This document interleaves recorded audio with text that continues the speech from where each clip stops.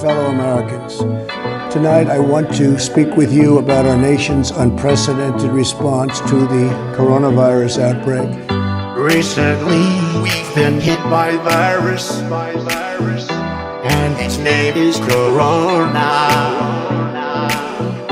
What does it do? Makes it hard to breathe. Right now, there is no vaccine. And now we've gotta stay alert, stop it from getting worse.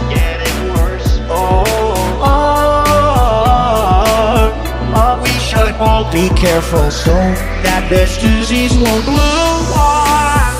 Wash your hands, rub them. Don't touch your eyes, your nose, your mouth, and avoid going to crowded places. Push back Corona.